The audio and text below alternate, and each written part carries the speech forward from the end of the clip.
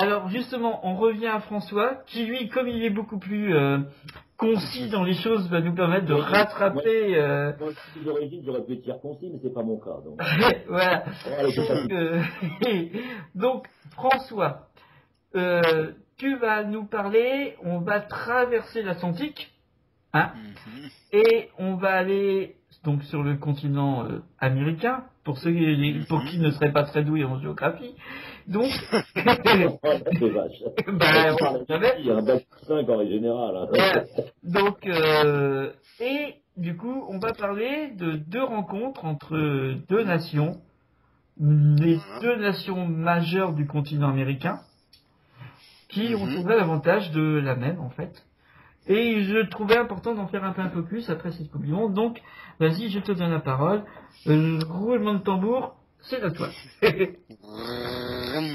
Voilà. Effectivement, alors, les Américaines, on sait que c'est la tournée du Trophée Tour. On va dire la tournée du trophée. Chaque match amical, on lance le trophée de la Coupe du Monde. On le montre aux gens, à tous ceux qui vont se faire photographier, etc. Et évidemment, les Américaines, dans ce mois d'octobre, ont affronté deux fois le Brésil, Samba.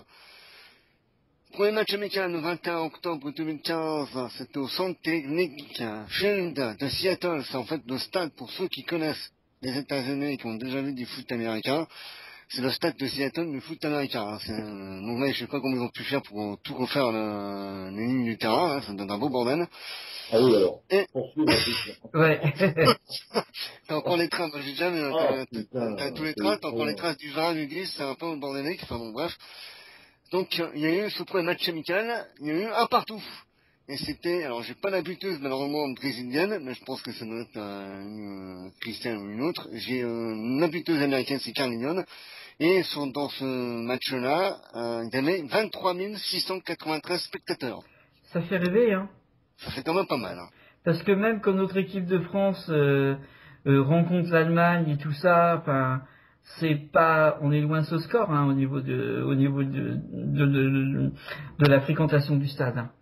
Donc même pour les matchs de qualification, l'un des records pour l'instant, ça a été justement lorsqu'on a reçu les USA à Lorient le 8 février. Où là on a fait stade plein, mais c'est un joli stade d'ailleurs. Hein. On a fait combien 14 000, quelque chose comme ça. Un peu plus de 15 000. Ouais, un peu plus de 15 000. En tout cas, on a fait stade plein. Je pense que là, cette fois-ci, on aurait pu justement face aux États-Unis remplir un stade plus grand, parce que il y avait encore beaucoup de gens qui voulaient y aller. On aurait pu, mais c'est vrai quand même quand on voit plus de 23 000 personnes pour un match amical. Si vous ramenez les ultras parisiens, vous allez les voir, vous aurez 3000 personnes. On va les faire venir pour l'équipe de France peut-être dans ces cas-là. Ah, il n'y a pas de problème, vous les avez. Hein. Bah on va faire des ultras de France. Ouais, donc le deuxième match amical qui était plus récent, c'était une date il y a 4 jours, et c'est une date marquante, il faut dire, dans tous les points de vue. Parce que ce 25 octobre 2015, c'était dans le nouveau stade d'Orlando. C'est ça, en parlant de la nouvelle franchise qui va arriver dans le foot féminin, Orlando. Et c'était au stade du Citrus Bowl. Orlando, voilà. Et le match s'est joué devant 32 869 spectateurs. Ah, c'est normal, en plus elles sont championnes du monde, alors. Tu parles du monde qui arrive. Et puis en fait, le Brésil. Voilà. Et les États-Unis, toujours compris, les États-Unis ont battu le Brésil 3-1, début de signer Alex Morgan, Don et McCaffrey, c'est une toute nouvelle joueuse qui est arrivée en sélection nationale, tout comme Lindsay Oran, la parisienne, qui était là et qui a joué ce match qui est rentré en cours de jeu. Ouais. C'est vrai que les Brésiliennes ont bien joué ce match quand même, mais là. Oui, puisqu'elles ont même égalisé. À un moment donné aussi, je crois que c'est Christiane qui a marqué. Enfin, je suis plus trop jeune. Oui. Qui a égalisé à un moment donné. Ouais. Ouais. Et bah oui. Et c'est vrai que bon, elles ont bien joué, mais c'est là qu'on se dit bon, les États-Unis, voilà, c'est une équipe. Et puis ça a marqué, donc tu disais, c'est marquant à plusieurs titres. Alors justement, parle-nous autour de ce match et des différentes nouvelles. Parce que, justement, c'était ce match-là, c'était le dernier match pour 3 joueuses déjà, internationales. On en parlera un quatrième derrière après.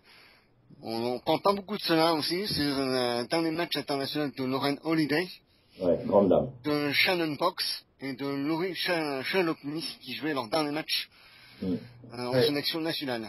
Voilà. Donc, Et donc, oui. Vas-y, continue. voilà. Et au mois de décembre, je vais juste un petit aparté. Ça va peut-être faire plaisir à Didier ou pas. Vas-y. Quand je regarde bien les mois de décembre, alors au mois de décembre, il y a quand même, alors, je vous confonds, là, je suis plus en 2000. Non, je suis allé un peu loin, là.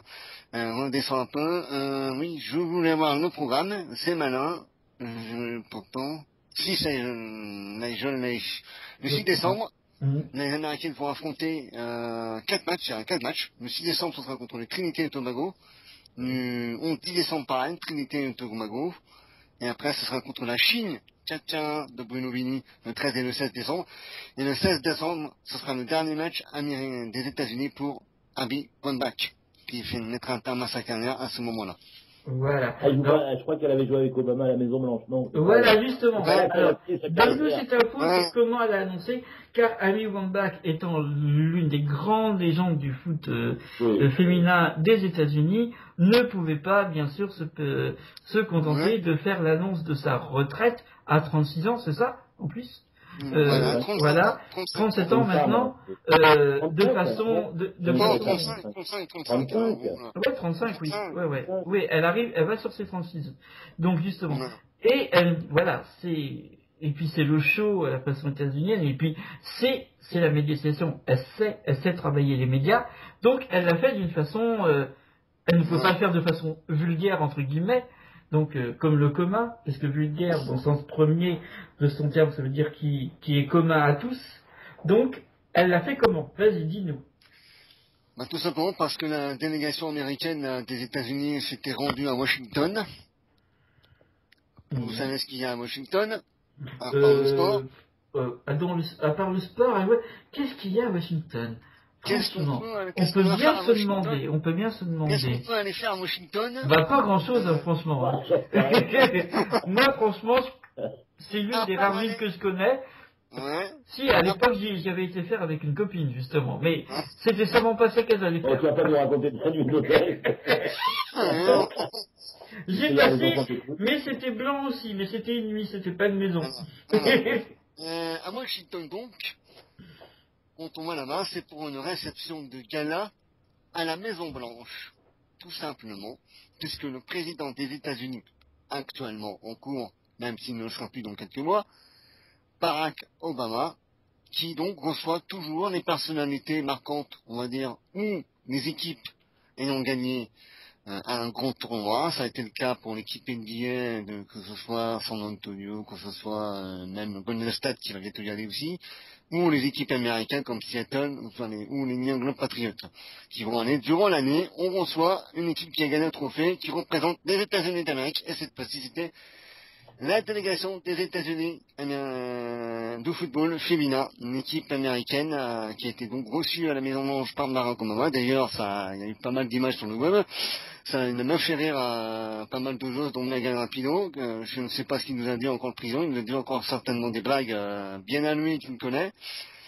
Enfin, ce sont tout des blagues. Le nôtre, ça n'a pas dû se marrer beaucoup. On va dire que, oui, enfin, lui, il a du sens de l'humour, à mon avis, pareil, il s'y connaît en sport quand même, il faut pas oublier, un grand fan de basket, notamment. Et donc, il a dû, à mon avis, présenter les joueuses américaines, et en donnant quelques anecdotes, ça a dû faire rire certaines choses.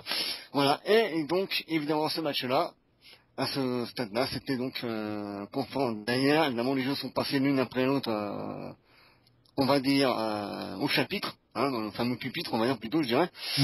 Et donc, Abby Wambach a donc annoncé, évidemment, après moult réflexions depuis plusieurs mois, sa fin de carrière internationale, à 35 ans. Et donc, elle jouera quand même les derniers matchs, je l'ai dit il y a quelques minutes, contre la Chine, 16 décembre, la date du 16 décembre 2015, pour les femmes d'Abby Wambach.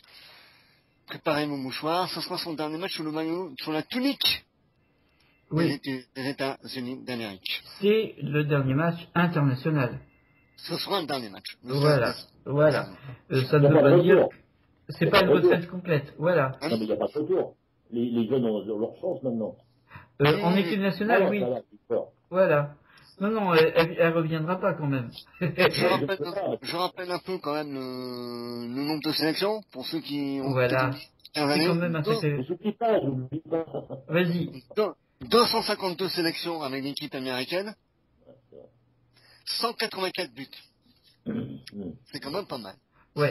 Non, c'est énorme. Mais ça y est, il y a un moment donné, il faut arrêter. Je veux dire, là, ça y est, c'est bon. Voilà. Ça, Et c'est puis, une grande dame, hein. Attention, j'ai rien à dire. bien sûr, on est tout à fait d'accord que c'eût été une grande dame, et ça l'est toujours quand même à bien des égards. Ah, en tant que personnage, oui, et en tant que footballeuse aussi. Mais tu peux avoir été sans plus l'être après. Ouais. C'est pas de honte, hein. Au contraire, il y a de l'intelligence de prendre part. Ouais. Alors, je fais juste deux toutes petites apartés tant que j'y pense, et on reviendra quand même avec toi, François.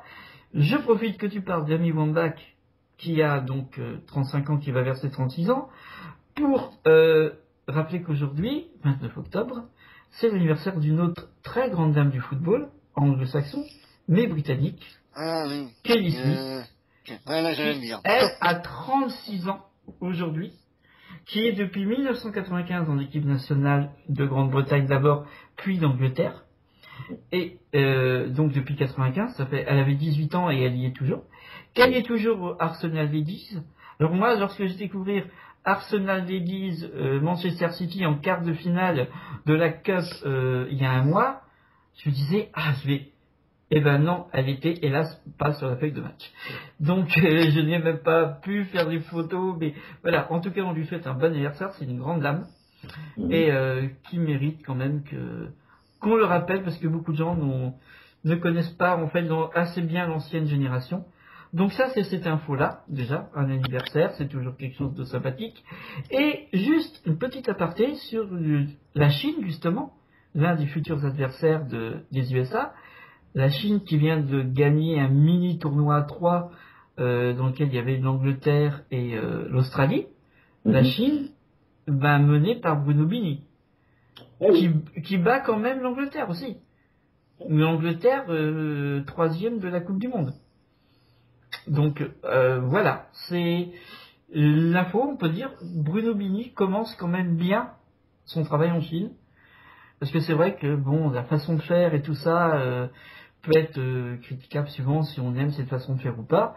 Malgré tout, et ça va me permettre de rebondir et de redonner la parole derrière, François, pour parler après des qualifications de 2017, de l'Euro 2017. J'aurai même une ou deux infos à vous donner, que je viens d'avoir. Voilà. Concernant les prochains tournois, notamment. Eh ben, ce sera l'occasion. Est-ce que vous dites, si vous réfléchissez bien, il y en a un qui se déroule en mars, notamment. Ouais, ce ça.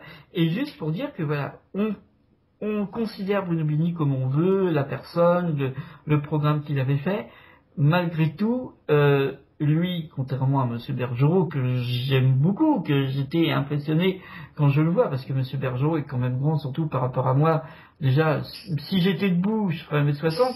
Assis, je fais forcément beaucoup moins. Donc voilà, et puis il est impressionnant dans son attitude. Néanmoins, Bruno Bini, on dira ce qu'on voudra, est le seul à avoir amené la France 2 fois en demi-finale des compétitions internationales en 2 ans, pour la Coupe du Monde et pour les Jeux Olympiques. Et là, il commence bien à travailler avec la Chine. Donc déjà, cette équipe de Chine, qui est une équipe qui a un très bel avenir, dont je le disais déjà dans la Coupe du Monde, sur laquelle il faudra compter beaucoup plus nettement qu'on peut encore l'imaginer, peut-être pour le carré final. Et je ne savais pas à l'époque qu'il y aurait Bruno Bini comme sélectionneur. Pourtant, je connais beaucoup de choses.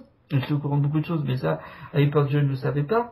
Mais je pense que ça s'est décidé lors de la tournée de Shanghai en France, particulièrement à Juvisy, pour des raisons que je n'expliquerai pas. Ça peut paraître bizarre à beaucoup de gens, mais le match Juvisy-Shanghai a pu amener Monsieur Bini en Chine.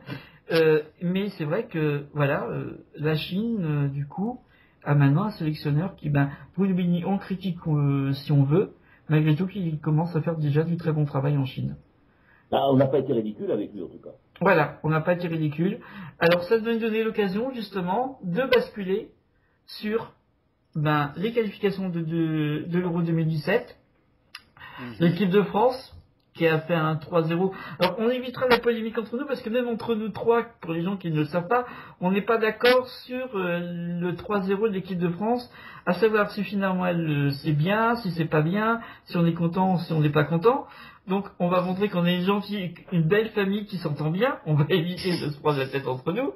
Hein. On réglera nos comptes à coups de couteau virtuels en dehors. Hein. Et on va juste parler des matchs avec cette défaite justement en match préparation face aux Pays-Bas. Donc, on va parler un peu justement de ces qualifications. Équipe de France, 3-0 l'autre soir. Voilà. Donc, l'équipe de France qui...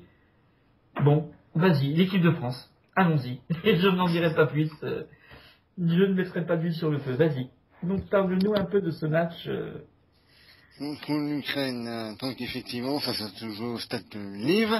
Hein, au stade de Shakhtar non pas Donetsk, pardon, bref. Enfin bref, voilà, effectivement, alors évidemment 3-0, on peut dire oui. C'est vrai qu'il n'y a que 3-0, mais enfin, c'était une équipe qui était accrocheuse, qui était, dans ce que j'ai vu. Après, effectivement, il y a encore ces problèmes de finition qui est toujours le problème, malheureusement. Ça, voilà. Bon, elles ont fait pour moi le minimum syndical, le seuil minimum, les 3 points, la victoire, terminée. Bon, on est premier, promis. Voilà. Ouais, bon, on va dire que c'est ça, c'est justement, c'est ce que j'avais dit moi après le match sur les réseaux sociaux. Pour moi, c'est le minimum syndical. Il y a, rappelons-le quand même, un penalty qui n'a pas été sifflé en faveur de l'Ukraine, qui était très net, avec justement le côté obscur de la grande dame Jedi du foot français, qui est Laura Georges, très grande joueuse, mais qui a aussi ce côté obscur, qui est pour certaines fautes. Et là, franchement, au moment de ce match-là, on sait qu'un but qui est sifflé ou pas, qui est accordé ou pas, c'est le foot, c'est comme tout, c'est la psychologie qui travaille, et que ça peut te changer une physionomie de match. Donc c'est vrai que moi personnellement, je reste sur ma faim. Voilà. Surtout, bon, il y a eu la défaite face aux Pays-Bas. Par chance, c'était pas un match qui compte pour les qualifications de l'Euro 2017.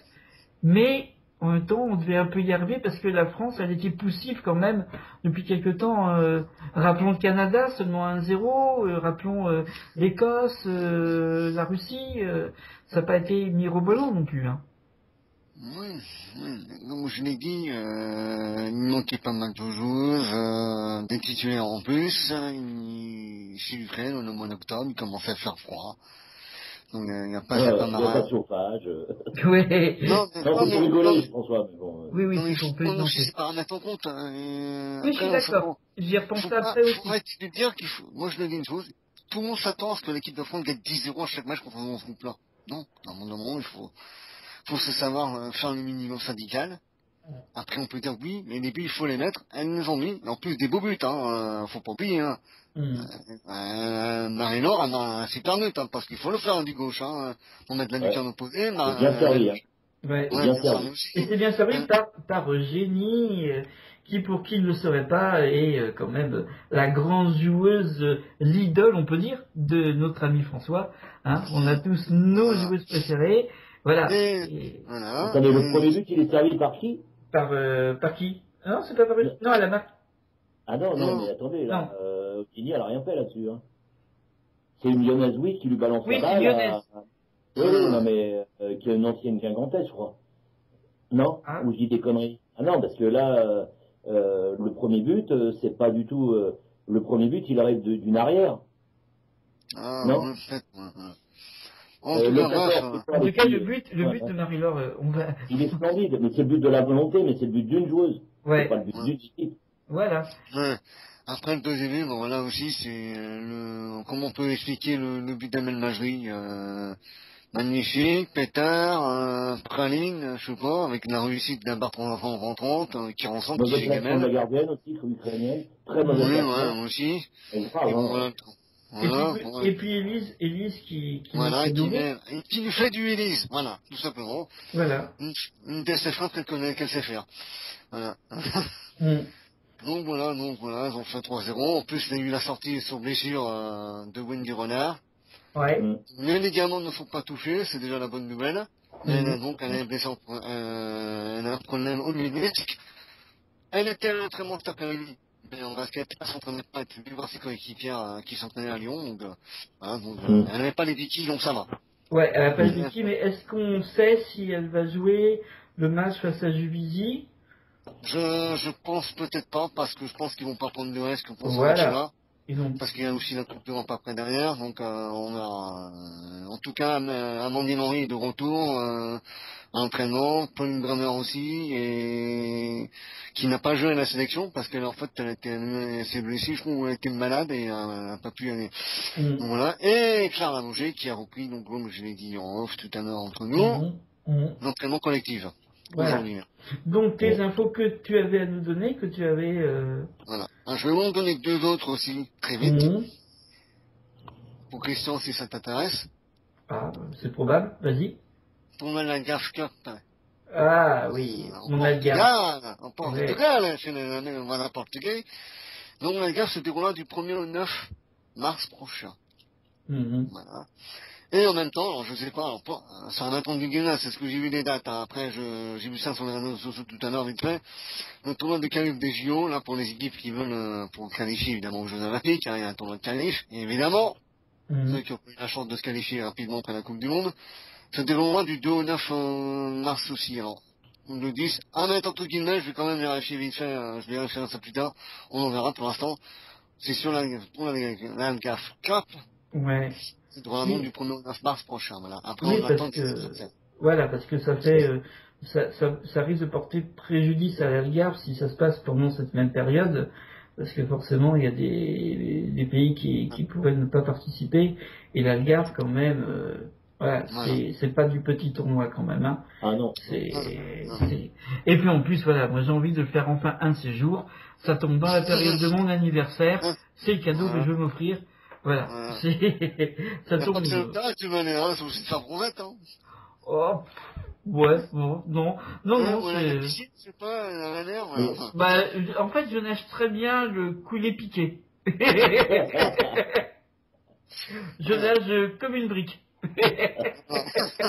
Bon, je vais peut-être vous parler des qualifs, quand même. Oui, parlez-nous pas mal, hein, depuis, dans ce mois d'octobre. Allez, on va faire un récapitule très vite de tous les matchs, parce que ça a commencé le 19 octobre avec le match du groupe 1, la Slovénie contre la Biélorussie, victoire 3-0 des Slovènes. Le 20 octobre, dans le groupe 6, groupe 5, la Hongrie qui bat la Turquie 1-0.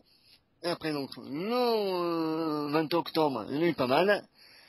Groupe 1, l'Islande qui s'est imposé en national 4-0. Le groupe 3, la Grèce s'est imposée en Albanie 4-1. Le groupe 5, l'Allemagne qui bat la Russie que 2-0. Oui, ça avait été une contre-performance. C'était assez surprenant. Hein. La dernière fois, je vous avais mis tout la fin en Russie. Ouais. Dans le groupe 4, la Pologne qui bat la Slovaquie 2-0. Le groupe 3, le groupe de la France, Ukraine, Roumanie, ça a fait tout partout. Groupe 8, Israël-Kazakhstan 0-0. Ça ne devrait pas être un match passionnant, celui-là. Groupe 4, le Danemark qui bat la Moldavie 4-0. Voilà, ça c'est le match du 22. Le 23, 4 octobre. Non, c'était le match du 23. 23, mais ça j'ai oublié. Voilà, 23 octobre. Groupe 7, Bosnie qui bat les Suisses 4-0. Le groupe 8, la Norvège, avec un but notamment la blonde norvégienne de Lyon. H. Ouais. 4-0 face à le Pays de Galles. Il y avait même sa sœur H aussi, mais pas le même nom, qui jouait. Voilà. Et l'Écosse qui met une petite dérouillée à la Biélorussie dans le groupe 1, 7-0. Voilà. Le 23, ça c'était le match du 23 octobre. Poursuivra. Le 24 octobre, 2 matchs. La Suisse de la ratée de Romain Pacman s'est imposé 3-0 en Italie. Et l'Irlande du Nord qui, dans le groupe 6, tout dans le groupe 6, s'est imposé, l'Irlande du Nord s'est imposé 3-0 en Géorgie. Voilà. Là, c'est le match 24. Le 25 octobre, tcha. Groupe 5, l'Allemagne qui se réveille cette fois, qui met 7-0 à la Turquie. Dans le groupe 5, toujours, la Croatie, Hongrie à partout. Et dans le groupe 8, l'Autriche est imposée en Israël 1-0. 26 octobre, cette fois-ci. Faut suivre, hein. Dans le groupe 4, la Slovaquie bat la Moldavie 4-0. Et l'Islande, dans le groupe 1, s'est imposé en Slovénie 6-0. Un peu logique quand même. Voilà. Et dans le groupe 7, voilà, les derniers matchs. Le groupe 1, l'Écosse s'est imposé en Macédoine 4-1. Dans le groupe 7, dans le groupe 7, la Serbie bat l'Estonie 3-0. Dans le groupe 7, la Belgique s'est imposée 5-0 en Bosnie. Dans le groupe 3, la Roumanie qui a battu l'Albanie 3-0. Dans le groupe 2, l'Irlande, la République d'Irlande, hein, s'est imposée au Portugal 2-1. Dans le groupe 2, l'Espagne qui n'avait gagné que 2-1 en Finlande. Et les Finlandais sont costauds, hein. Pas jouer, hein. C'est pas une mauvaise équipe, la Finlande, hein. Dans le groupe 6, l'Italie s'est imposée en République tchèque 3-0. Dans le groupe 6, la Suisse qui bat la Géorgie 4-0. Dans le groupe 4, la Suède, dans le derby nordique scandinave, a battu le Danemark 1-0. Pas d'un match facile pour les Suédoises. Dans le groupe 3, donc, les derniers matchs, évidemment, on en a parlé, la France s'est imposée 3-1-0 en Ukraine. Ouais. Alors pour la Suède, c'est vrai que c'est pas un match facile, mais il faut constater que depuis d'ailleurs avant la Coupe du Monde, elle commençait à avoir des difficultés. Dans les matchs amicaux de préparation de Coupe du Monde, les 3 qu'elles ont passés chez elles les ont perdus. Donc c'est plus exactement la Suède qu'on a connue il y a encore 1 an, 2 ans, voilà. C'était vieillissante. Voilà. Bon, on leur souhaite quand même de remonter parce que la Suède, c'est quand même un beau pays du football, ça a donné des grands moments. Moi, en 20 ans, ça m'a donné quand même des sacrés beaux moments, même si j'ai toujours eu une petite préférence pour la Norvège dans ces pays-là, dans les pays nordiques. Faut connaître que la Suède, voilà. Mais en plus, bon, on arrive à la fin de carrière de Lothar, on arrive à ce qui devrait quand même approcher la fin de carrière, je trouve, à moins qu'elle se reprenne de Kosovaré. Voilà, faut dire ce qui est, hein, c'est plus la Suède flamboyante et archi favori d'avant, quoi. Donc, un petit topo des classements. Oui, avec plaisir. Hein, dans le groupe 1, le premier, après, alors il y a des équipes qui ont joué 2 matchs, il y en a qui ont joué un match, il y en a qui ont joué 3, donc c'est un peu bordélique. Alors, le groupe 1, le premier, c'est l'Écosse avec 9 points. Et sinon, on a eu 9 points aussi, hein, dans les 2 premiers. Je vais pas vous faire tous les équipes, parce que tous les groupes, ce groupe, on en a un peu mal. Groupe 2, le premier, Finlande avec 6 points. Deuxième, Espagne et Irlande, 3 points. Ouais. La Finlande, elle joue quand même 3 matchs, hein. L'Espagne, elle en a joué qu'un, donc, oui, elle a joué qu'un, et son prochain match, c'est le Portugal, il me semble. Ouais, je crois aussi, ouais. Oui, parce que c'est un match que j'ai potentiellement l'intention de faire, enfin que je vais peut-être faire. Donc, voilà. Dans le groupe 3, premier la France avec 6 points, deuxième Roumanie, 4 points, suivi de la Grèce, évidemment, etc. Groupe 4, on dit la Suède liaison, mais pour l'instant, la Suède, après 3 matchs, est première avec 9 points. Ouais. Bon. Deuxième avec le Danemark 3 points, et derrière ça suit avec des 3 points, et la Moldavie dernier, avec 0. Groupe 5, premier Allemagne 12 points. Bon, il faut dire qu'elles ont joué 4 matchs. Hein. Ouais, déjà, elles en sont déjà 4. Hein. Elles ont toujours pas pris de but non plus. Hein. Par contre, au niveau goal average, ça y est là, hein. 22 buts marqués déjà. Ouais, dont la moitié lors d'un seul match. Mais voilà. Match aller face à la Russie, 11-0. Non, pas la Russie. Non, c'était pas. Elles ont fait un 0. Elles ont fait un 11-0. C'est l'Hongrie. C'était la Hongrie. C'est la Hongrie. C'est la Hongrie. Leur premier match. Voilà. Le deuxième, c'est la Croatie qui est avec la Hongrie à 4 points. Voilà. Ouais. Dans le groupe 6, premier Suisse avec 6 points. Il y a l'Italie 6 points aussi. Hein, voilà. Dans le groupe 7, la Belgique est première avec 6 points. Il y a l'Italie, la Serbie. L'Angleterre n'est que troisième avec 3 points, mais elle n'a joué qu'un match. Ouais. Aussi. C'est logique. Dans le groupe 8, le dernier groupe, voilà, c'est le premier, c'est l'Autriche avec 9 points, sans faute, 3 matchs, 3 victoires. Devant la Norvège, qui a joué aussi 2 matchs, qui a gagné 2 fois, donc deuxième Norvège, 6 points. Voilà pour les groupes. Les prochains matchs du Canet feront lieu fin novembre. Je vais vous le dire tout de suite. Je vais juste dire les dates, pour ceux qui vont rappeler. Alors, ça va commencer à partir du 25 novembre, notamment. Il y a certains qui ont déjà sur le site qui ont déjà les horaires de match. Ouais. Et ça va commencer, il y aura le 26, le 27, le 20, et le 29, le 30 novembre. Voilà. Le 30 novembre sera les derniers matchs. Là, c'est fin novembre direct, les matchs. Ouais.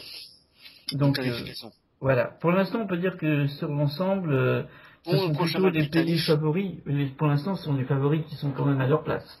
Voilà. Il n'y a pas vraiment de surprise. Voilà. Je vous dis juste le prochain match de l'équipe de France. Ce sera le 27 novembre, mais ce sera en Albanie. Bon courage pour le voyage. Ouais. Le match se jouera à Tirana. Eh oui. Donc, Tirana, oui, pourquoi pas. C'est pas trop loin pour moi, en fait. Je suis prêt à y aller. Si je peux pas les suivre en France, j'irai les suivre à l'étranger. À Christian, rien de possible. Ouais, ça on le sait. Voilà. Alors, Voilà pour le topo. voilà pour ce topo.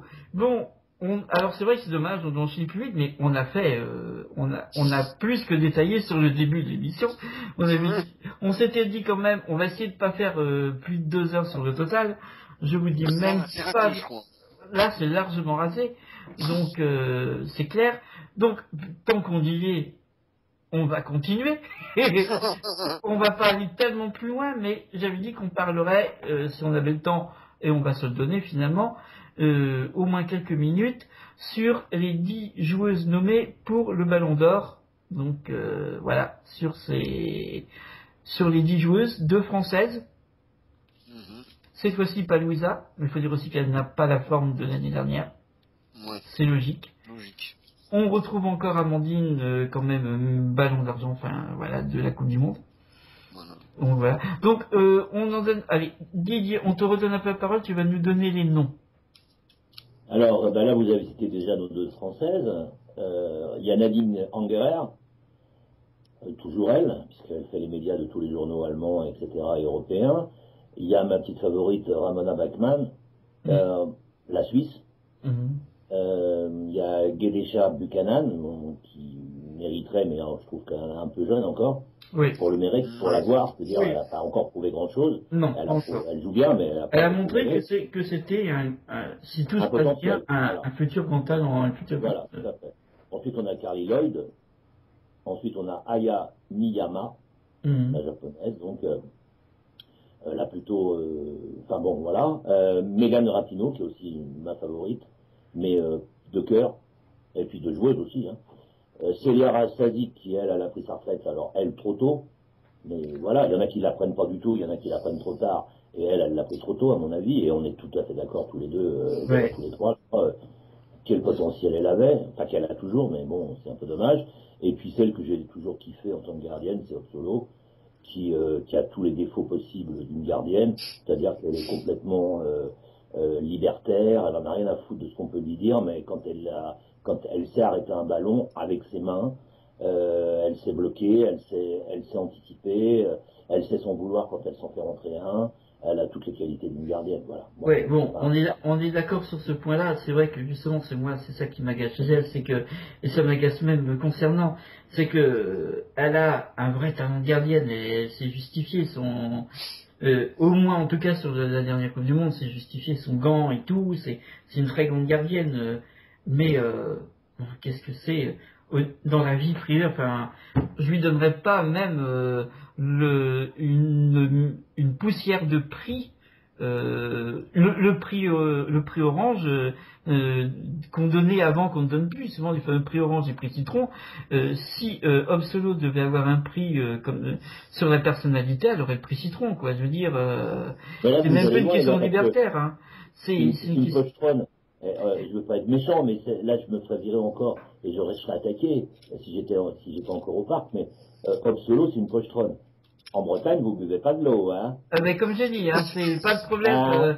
Oui, beaucoup de Français meurent sur les accidents de la route. Pas grave, je suis pas français, je suis breton. Voilà, c'est pas méchant, mais c'est la vérité. C'est une pochetronne avec son mari, tu parles à quelqu'un qui ne boit que du café et de l'eau.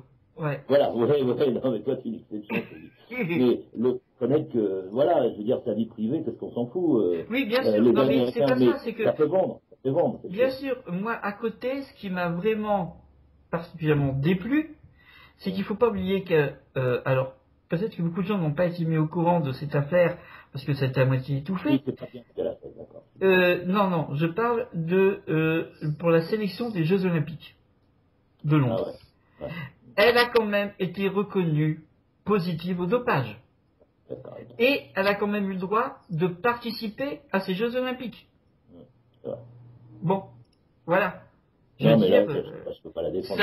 ça me... Elle s'est quand même au moins dopée à cette époque-là. Ouais. Donc il n'est pas dit qu'elle ne l'ait pas fait avant. Et non seulement elle le fait, mais en plus en toute impunité, car elle peut jouer en plus les Jeux Olympiques. Alors que nous, on a emmerdé notre boulette sur des non-preuves d'ailleurs, rien n'a été démontré, de prévoir de l'interdire et tout ça, de ceci, de cela. Au total, quand elle a été blanchie, entre guillemets, ça a été... Il y a d'autres sportifs qui ont dit oui, mais nous, quand c'est ceci, cela, oui, je suis d'accord, mais malgré tout, il y a 2 poids 2 mesures, entre Laure, qui du coup sont encore attaqués après que la commission ait dit non, il n'y a pas de dopage, et voilà, mais qui risquait quand même quelque chose si c'était le cas, et une Hope Solo qui est convaincue de dopage reconnu, et à qui on permet quand même de jouer la compétition olympique. Je suis d'accord avec toi. Moi, ça m'a bouffé. Depuis cette époque-là, c'est vie privée. Moi, à la limite, les gens, je m'en fous, ils font ce qu'ils veulent de leur vie.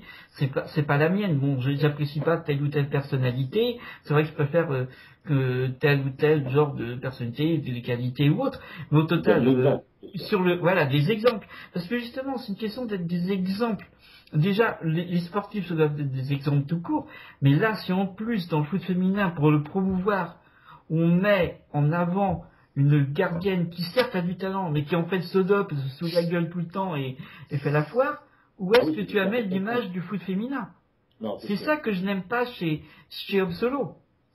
Je reconnais que par contre, quand les USA sont venus à Lorient, qu'est-ce que j'étais quand même déçu qu'elle ait justement été suspendue encore parce qu'elle avait fait des problèmes avec sa sélection, et de ne pas la voir du coup. Parce que j'aurais vraiment aimé la voir, parce que c'est reconnaître que en tant que gardienne, elle est là. Elle est là. Mais maintenant, il y aura quand même toujours ce doute, déjà me concernant. Elle a été déjà convaincue de dopage, on ne sait pas si... Vu que tu passes en plus le dopage, tu es reconnu de dopage, tu es convaincu de dopage, et en toute impunité, on te laisse jouer la compétition, l'une des 2 compétitions majeures, c'est-à-dire celle des Jeux Olympiques, qui est quand même en principe avec une image de respect du sport, de l'individu et tout, qu'on met tellement en valeur sur ces valeurs-là, tu peux pas te dire qu'elle a arrêté d'office quand tu vois qu'elle continue à se saouler la tronche, quoi. C'est ça, moi, qui... Alors, bon, je reconnais, en tant que gardienne, elle se pose là, c'est clair. Et puis, une autre, moi, qui m'agace, mais ça, c'est plus personnel, ce qui m'agace, c'est que on est toujours trop fait sur Hope Solo, qu'est-ce qu'elle est belle, et du coup des fans d'Hope Solo parce qu'ils la trouvent belle. Oui, tout à fait. Alors que c'est la fameuse, ce qu'on appelle Girl Next Door, la fille d'à côté. Et, attends, moi je passe dans la rue à côté d'elle, je suis sûr que je me retourne même pas, quoi. Je risque même pas de déraper avec mon fauteuil. C'est du Hollywood, c'est sûr qu'elle est maquillée grave. Bien sûr qu'on voit des super photos d'elle ou d'Alex Morgan et tout, ou de Hope Solo, mais tu les prends dans la... Voilà, quoi. Et même les gens, je me rappellerai toujours, Coupe du Monde en Allemagne, Jeux Olympiques à Londres, des Hope Solo I Love You, et tout le temps montrer Hope Solo parce qu'elle est jolie, et dire ah oui, la belle Hope Solo. Non, d'abord, s'il vous plaît.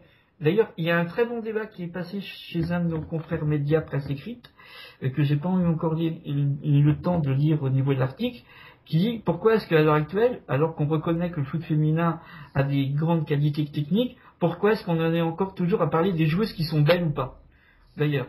Et c'est vrai qu'il serait temps d'arrêter de dire ah ouais, elle est belle, ou voilà.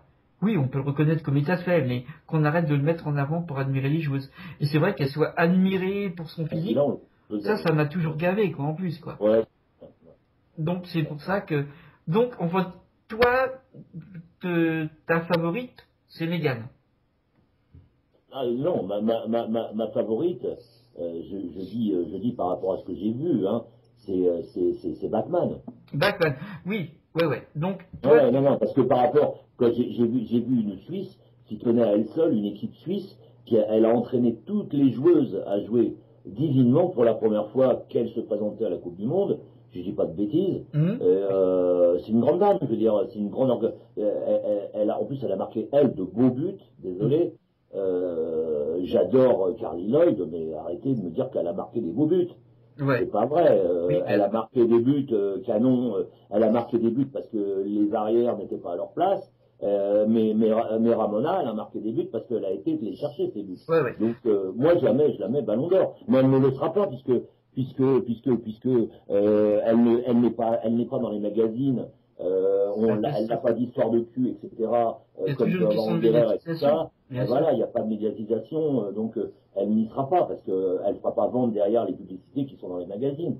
Mais pour moi, c'est Ramona Pacan, voilà. qui est. Pour toi, celle que tu considères qui. Mais qui n'y sera pas. Voilà. Donc, en tout cas, celle que tu considères qui mériterait de l'être, c'est elle. Et celle que tu penses qui va le recevoir, en comptant justement, car au moins tu es conscient de ça, et c'est vrai que il faudrait que plus de gens prennent conscience de ça. Ne vous inquiétez pas, hein, quand vous avez un ballon d'or, homme ou femme, hein, au moins 50% de la raison pour laquelle elle ou il est ballon d'or, c'est sa médiatisation. Bah oui, c'est tout. Bon, pour Cézé Assazik, c'est foutu pour elle, puisqu'elle a pris sa retraite. Donc, est-ce que ce serait pas un hommage? Voilà. Oui, ils peuvent se le faire comme ça, mais ça serait intelligent en tout cas. Mais ça va plutôt se jouer, à mon avis, entre Megan Rapinoe, qui a prouvé des choses, Carly Lloyd. Ça va se jouer au niveau des Américaines, parce que elle se retrouve dans tous les magazines américains du monde entier, donc ça fait vendre. Aya Miyama, oui, non, je crois pas. Non, je crois que surtout, il fallait mettre une japonaise parce que le Japon est 4e mondial et finaliste. Donc, mais je dois plus que... Parce que je sais même pas pourquoi d'ailleurs, parce que elle le mérite, hein, c'est pas ça. Mais je veux dire, on n'a rien gagné, donc on n'est même pas arrivé 3e, on n'est même pas arrivé 4e. Donc, je veux dire. Mais bon, c'est bien.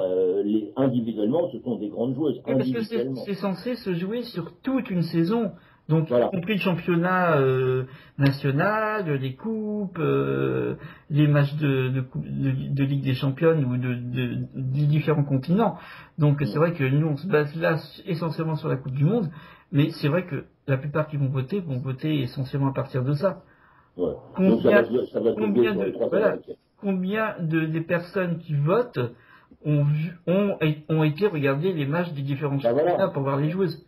Voilà, donc, c'est ce qu'on disait, c'est bien la médiatisation qui t'amène d'abord le titre. Bien sûr, c'est un peu comme certaines personnes qui ne peuvent pas parler de football sans avoir lu l'équipe avant. Voilà. Comment je vais me faire haïr? Je veux dire, il n'y a qu'un seul journal qui existe, c'est l'équipe. Ça veut dire que tout le monde a la même parole. Ah, t'as vu, super, et l'autre quand il parle. Ah ouais, mais c'est le premier journal qui est extra football à chaque fois. Désolé, il parle de choses qui n'ont rien à voir avec le football. Oui, d'ailleurs. Mais c'est l'équipe, voilà. Ouais, d'ailleurs.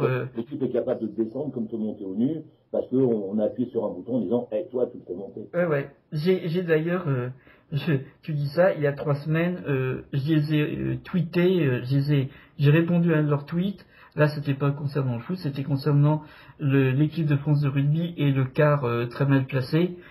Qui s'est ramassé une amende où il disait presque que c'est injuste, que c'est bien parce que c'est les Anglais, que ça se passe en Angleterre, que le bus français se ramasse une amende. Et j'ai envoyé un tweet justement à l'équipe en disant c'est une info sportive ça. Voilà, c'est l'équipe, le magazine de sport non sportif. C'est normal, ils ont le monopole. Quand il y en a qui ont voulu s'interposer, ils les ont écrasés comme des merdes. Et là, c'était des vrais journalistes. Excusez-moi, messieurs, les journalistes de l'équipe, mais il y en a combien qui sont des vrais journalistes? Il n'y en a pas beaucoup, hein. De sport, je parle. Oui. Mais bon, en tout cas, pour revenir sur le sujet... Là, je suis tranquille, hein. Si je veux un abonnement à l'équipe que je voudrais jamais, je veux dire, je suis peinard. Voilà. En tout cas, voilà, il doit trop ton nom. Donc, toi... Prépare-toi, Geneviève, prépare-toi, mon avocate. Hein. Attention. Donc, oui.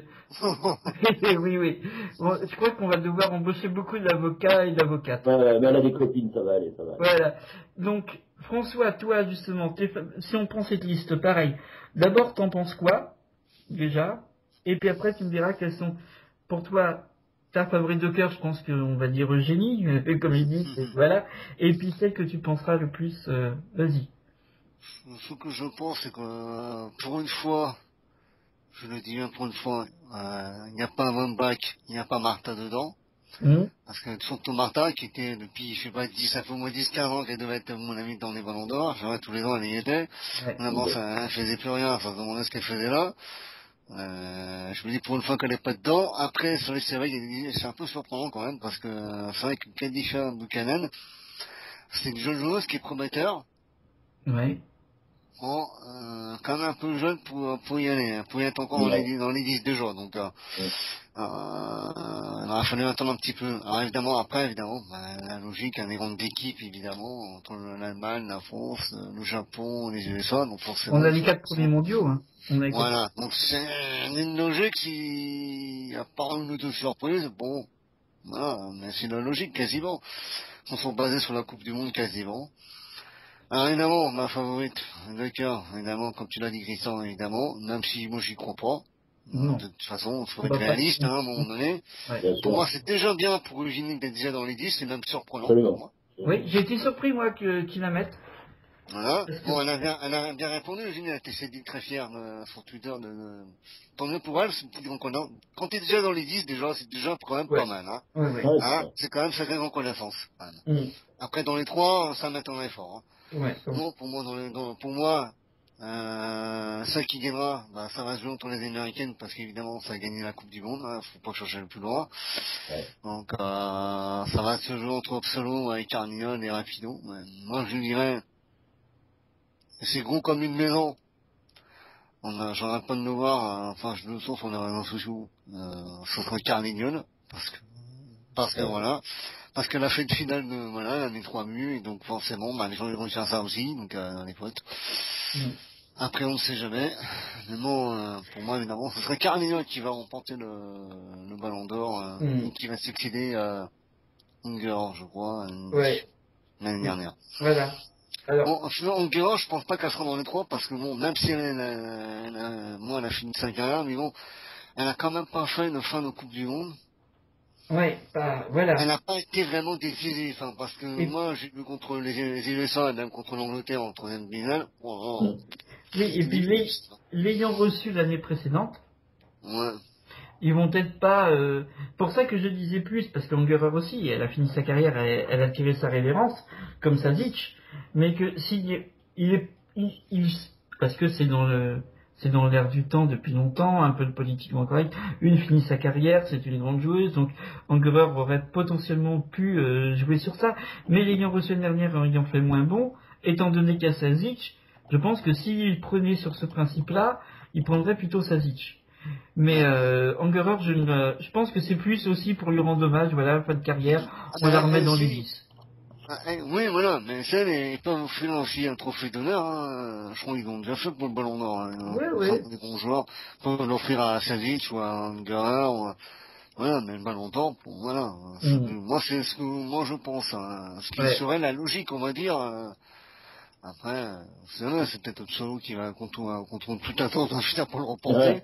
Ça sera pas une logique non plus, hein. Non. Ça dépend s'il y a un scandale d'ici là, il y a toutes les chances que les gens vont se sais, attends, Didier, avec tout ce qui se passe déjà à la FIFA, arrêtez avec vos scandales, hein, parce que ça va en ce moment. Justement, mais attends, mais ils sont capables encore de nous faire un coup et leur truc, hein, c'est la FIFA, ils sont capables de truquer encore tout le ballon d'or, puis nous faire une surprise qu'on s'attend pas. Ah, bah, il suffit qu'elle se soit un peu postronnée avec les dirigeants de la FIFA, après tout, on sait pas, hein. mais quand même, évitons ça, c'est comme ça, hein. Ouais. Mais, moi, personnellement, ce que j'en note... C'est la 40 parce qu'elle a des sursis, hein, je peux vous garantir que si elle continue, je pense que là, c'est la tôle qui est pour, hein. Ouais, là, oui. Elle était limite, hein, elle était à limite. Bah, je crois qu'elle a fait de la tôle dans un état, je crois, parce que comme c'est jamais les mêmes lois, par état, je crois qu'elle a fait de la tôle dans une... Mais voilà. Oui, c'est un peu, je trouve, en enfer. Elle, c'est rien, mais le problème, c'est vous, mesdames, quand vous commencez à boire, vous buvez beaucoup plus que nous. Oui, enfoiré. Oui. Mais, donc c'est vrai que bon, moi je suis, pour finir sur ce tour, sur les 10, je vois plus une Carly Lloyd logiquement, du fait de son triplé en finale.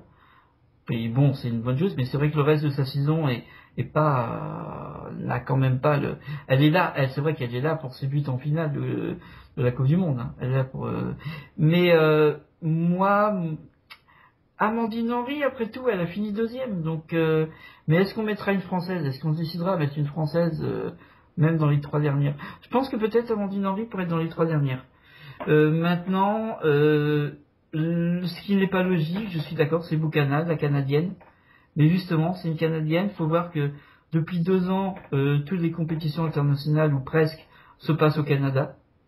La Coupe du Monde des U20 l'année dernière, la Coupe du Monde des A, la Coupe d'après les JO qui regroupe les pays d'Amérique, de tout le continent américain, encore des coupes de moins de 17 et de moins de ceci, de ceci, de cela.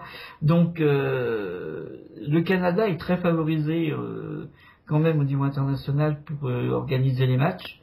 Donc et puis il fallait bien gagner. Après tout, dans les 10, comme on disait, il y a les 4 premières nations mondiales, et il y a aussi Buchanan qui représente le pays qui organise le plus de compétitions, à qui on offre le plus d'argent, parce que c'est l'argent qui rentre.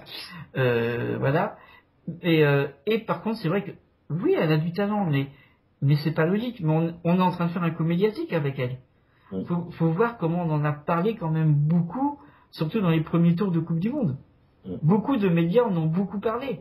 Alors oui, elle s'est bien débrouillée face à la Chine, c'était en gros la meilleure Canadienne pour moi sur le terrain ce jour-là. Ouais, bah oui, mais toutes les autres Canadiennes. Ouais, c'est les autres Canadiennes qui n'ont pas été à la hauteur, même si elles ont aussi à voler la victoire grâce à l'arbitre, qui avait la reconnaissance du ventre au moins. On peut pas leur reprocher ça. Voilà, mais c'est vrai que non, elle est trop jeune. Elle est trop jeune, donc je comprends pas ses places. C'est vrai que j'aurais tendance à te rejoindre, Didier, sur celle qui peut-être mériterait plus. C'est voilà. Et puis la Suisse l'a jamais eu, donc Ramona, ce serait bien. Voilà, elle mériterait. Et puis une grande joueuse en plus. Ouais. Mais sinon, celle que je pense qui le recevra, je pense que ce sera Carly Lloyd. Mais ils sont capables au dernier moment de nous sortir du chapeau Buchanan. Hein. Pour faire du titre, bien sûr. La plus jeune qui est qui aura eu le ballon d'or. Oui, voilà. Et hop, à côté d'une grosse pub, machin, Tartampion, et puis voilà, c'est parti. Voilà, et ça risque, comme certaines joueuses justement encore trop jeunes, partout dans le monde, de bouffer sa carrière et de lui faire être moins douée au final sur sa carrière qu'elle ne pourrait l'être sans qu'on la surmédiatise trop vite. Parce que du coup, on attrape forcément, c'est humain, on attrape forcément un peu la grosse tête quand très jeune, on est mis très en avant et tout. En France, on est mal entouré, mal entouré surtout. Oui, puis entouré. Bien sûr, oui, ça dépend. Tu peux avoir une partie de ton entourage, mais après, si une autre partie de ton entourage, professionnel ou autre, te met un peu trop, et puis les médias, c'est difficile de résister. Hein. Donc, ça nous a bouffé certaines joueuses, et ça risque de nous bouffer certaines joueuses en France aussi. Donc, qui, je trouve, depuis qu'elles sont beaucoup plus médiatisées, qu'elles sont encore jeunes, ont largement commencé à choper le melon, si ce n'est sur le terrain où elles ont toujours du talent, au moins dans la vie privée où elles commencent à se permettre tout. Je ne règle pas mes comptes avec une certaine joueuse, bien que ça ça, qui est jeune, mais qui commence à se permettre à venir faire des remarques parce que t'as pas le droit de critiquer le sélectionneur de ceci ou de cela parce que voilà, alors que avant ce serait jamais permise. Mais voilà. Mais il y en a d'autres. Hein. Il y en a d'autres. Je ne cite pas la joueuse, mais il y en a d'autres. Voilà. La surmédiatisation est toujours mauvaise. La surmédiatisation auprès des jeunes est encore pire. Donc ce serait dangereux pour Buchanan, en tout cas, sur l'ensemble de sa carrière. Et ce serait pas encore mérité, en tout cas. Bon, messieurs, je pense que... Je vais juste vous faire un petit truc vite fait. Ah, vas-y. Parce qu'on parle des joueuses pour nominer, mais les entraîneurs... Ah, quel sélectionneur? Il n'y a pas que les sélectionneurs. Je vais vous donner la liste des 10, par exemple. Ah, vas-y. Et oui, il y a deux Français qui sont dedans. Ah oui. Alors, donne-nous les 10 et finis par les Français. Alors, je commence par les autres et je finis par les Français. Oui, voilà. Alors, on a une. Alors, désolé pour le nom, mais c'est... Alors, Kalle Barling. C'est l'entraîneur de l'équipe U19 de Suède. Ouais. Je sais pas. Colin Dell, l'entraîneur de Francfort. Ouais. Jill Ellis, la sélection des États-Unis. Laura Harvey, l'entraîneuse de Seattle, Reign. John Herdman, le coach de l'équipe du Canada. Le Canada, Canada, je sais pas l'accent québécois. Ok, Canada. Ça fait un tobo. Vas-y. Mark Sampson, l'entraîneur de l'équipe d'Angleterre. Norio Sasaki, l'entraîneur du Japon. Thomas Warner, l'entraîneur du Bayern Munich. Voilà, ça c'est pour les non-étrangers. Et les deux Français. Les deux Français. Qui pourrait être les deux Français dans la liste? Gérard Precher. Alors, c'est évident. Ouais. Gérard Precher, évidemment. Et Farid Belstiti. Bah oui, il a... oui. Faut reconnaître que c'est sur la saison passée. Pour moi, j'aurais pas misé un copec, ni même un rouble, ni même pas un euro, sur la finale pour le PSG en Ligue des Champions. Il y a un self-test. Non, ni un self-test. Voilà, même si on est très gaulois, voilà, justement. Non, très franchement, Farid m'a surpris parce que voir le PSG éliminé en huitième face à Guingamp, perdre 4-0 à domicile face à Lyon en championnat, j'aime beaucoup Farid, hein, justement. Il est très gentil. Il a accepté de me donner une interview l'autre jour, alors qu'au départ, il voulait pas parler aux journalistes. Bon, au final, comme il m'a parlé, il s'est senti un peu obligé de parler aux autres quand même aussi. Mais voilà. Donc, je m'entends très bien avec Farid, mais justement, j'aurais rien misé la saison passée sur PSG en finale, même en demi-finale de Ligue des Champions. J'ai été soufflé de voir qu'il réussisse à mener toute son équipe, malgré le talent qu'elle avait, qui pour moi ne pouvait pas atteindre cette finale. Et qu'il n'a pas perdu, en fait, avec des honneurs. Donc voilà. C'est donc Farid, oui, quelque part, c'est logique qu'il soit dans ces listes-là, parce que il a été magique. C'est presque un sorcier qu'il a été. Il a fait l'impossible, en fait. Voilà. C'était vraiment impossible. Oui, pour moi, c'était impossible. Ouais. Donc, impossible, pas Farid, cette fois-ci. Donc, voilà. Mais, et apparemment, il est en train de nous montrer, malgré qu'on trouvait et je continue à dire que le mercato n'était que très moyennement bon cet été, que finalement, il est en train de reprendre l'équipe. Donc, finalement, c'est peut-être bien un sorcier, on ne sait pas. J'ai peut-être fini par croire à certaines choses surnaturelles. Ça m'étonnerait franchement, mais bon. Peut-être parler sorcier, mais on sait qu'on approche d'Halloween, mais quand même. Hein. Ouais. Donc, non, quand même. Donc, pour les Bretons, hein, vous pouvez. Ah, mais Halloween, c'est bien, enfin, c'est pas c'est les bonbons, en fait. Non, pas pour les Bretons, mais je veux dire, les sorciers, les druides et tout ça. Oui. Oui, bon, en même temps, tu parles, là, un Breton d'origine espagnole me concernant. Bon. Je vais juste donner mon pronostic. Oui. Cherchez pas. C'est évident, mais je suis d'accord avec toi pour une fois. Non, je suis pas d'accord sur ce fait. Tu donnes Gérard Precher? Non, tu donnes Gérard Precher. Je sais pas. Oui. Tu donnes Giménis. Elle a gagné la Coupe du Monde, c'est une évidence. Pour moi, oui. Pour moi, elle a... Regardez Norian Sasaki, quand il a gagné la Coupe du Monde, il a été élu meilleur entraîneur de l'année, il a eu le ballon d'or de l'entraîneur quelques mois après. Puis Didier peut pas être contre, il aime beaucoup Gilles Ellis. C'est anglaise, justement. N'est-ce pas, Didier? Comment? De quoi? Gilles Ellis. Ça te ferait plaisir quand même, t'aimes beaucoup Madame Ellis. Gilles Ellis, l'entraîneur non, pas spécialement, pourquoi? T'aimes pas? Tu te trompes de personne, je l'aime pas, mais je l'aime pas plus que ça. Non, mais il faut reconnaître que elle a une intelligence de... Bon, elle a été élevée aussi par un père qui était un très grand entraîneur. Je sais pas, moi, je sais pas, ça me paraîtrait assez logique que Gilles Ellis ce soit, pas juste par rapport à la Coupe du Monde, elle a gagné avec une équipe des États-Unis qui était plutôt mal barrée, en fait, qui avait perdu sa première place mondiale.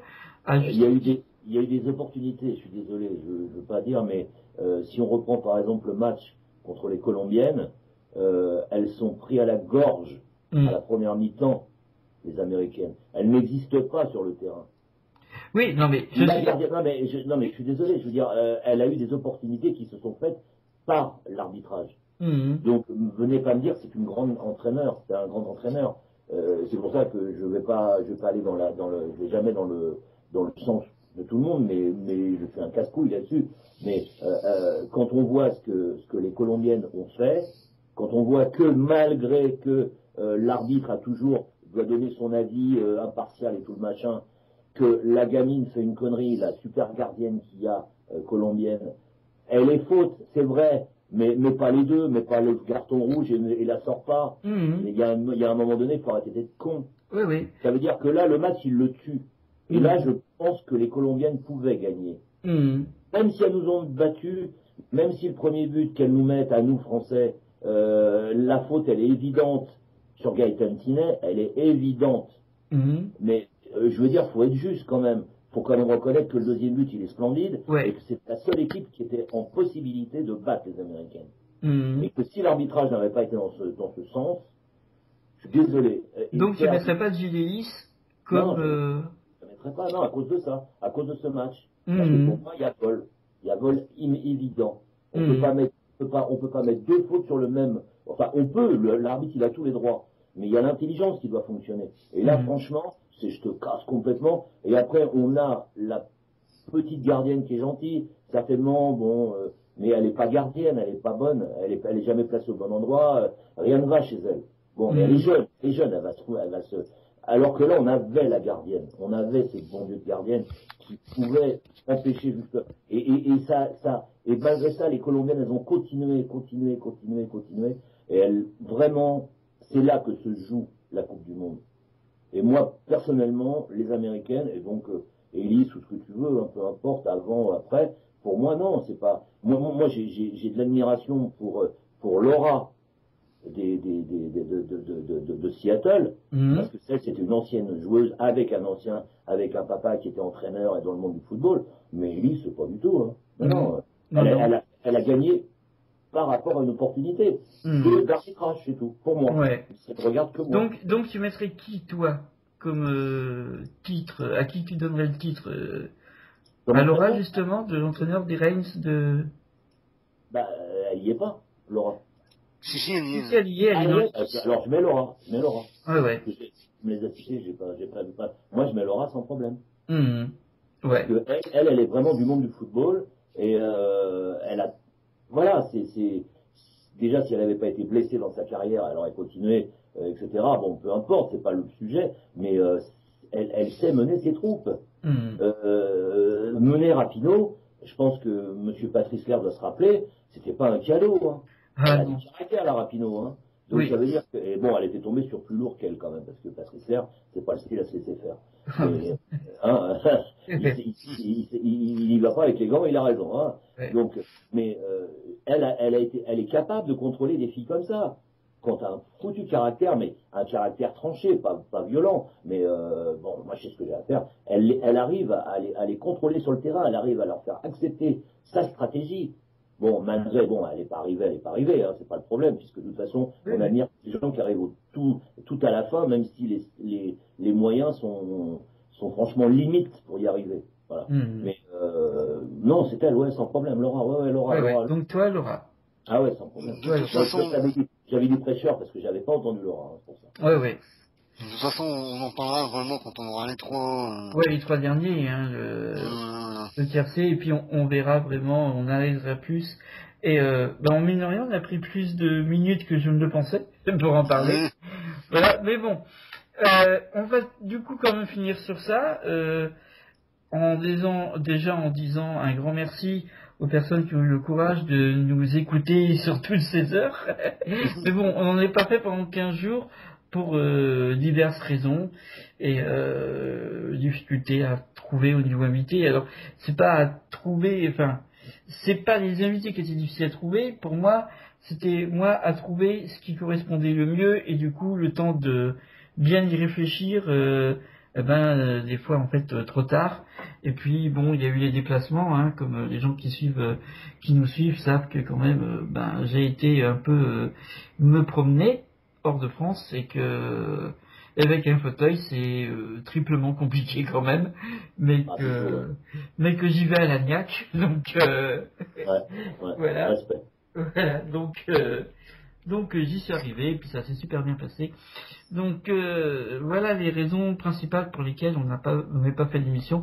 On aurait pu dire encore beaucoup de choses, mais on va pas avoir le temps. Donc on va vous laisser sur ce, et on vous remercie grandement de nous avoir suivis. peut-être en plusieurs fois. Ce que je comprendrais très bien, parce que faut avoir le temps d'écouter tout ça en une seule fois.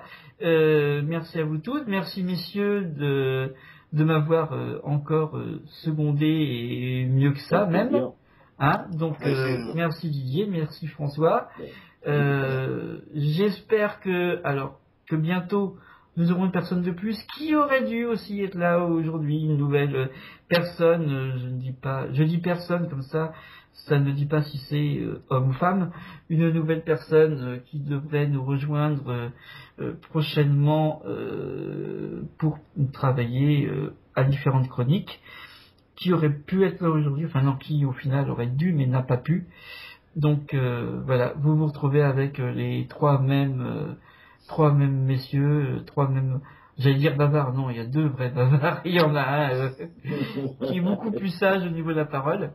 Et voilà, donc malgré qu'on ait encore assez de salif pour continuer, on va vous souhaiter une bonne soirée, une bonne fin de semaine, un bon week-end footballistique et footballistique féminin bien sûr, et on espère vous retrouver toujours plus nombreux et plus nombreuses à nous écouter, en vous en remerciant encore et en vous souhaitant, je laisse la parole à mes deux acolytes pour dire au revoir aussi. Donc, messieurs, je vous laisse dire au revoir. Vas-y François, toi l'honneur. Enfin à tout le monde, hein, bon week-end à tous sur le football, on va dire. Faut te couvert aussi, parce que le temps se rafraîchit un peu partout, a priori, donc à éviter d'attraper froid.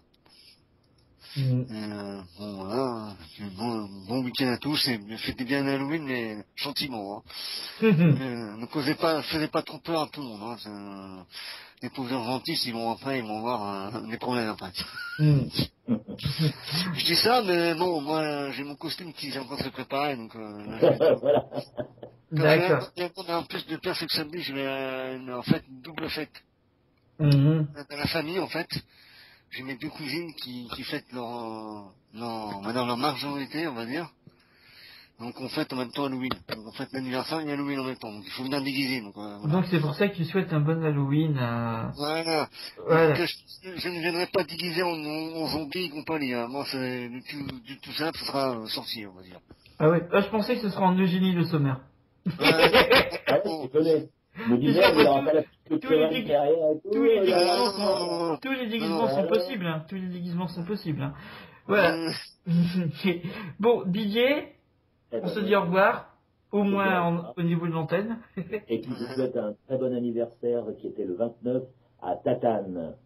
Ah, et voilà. Oui, on lui souhaite aussi. Hein. Il n'y a pas de souci. Allez, merci encore à toutes, à tous. Et puis, à la prochaine.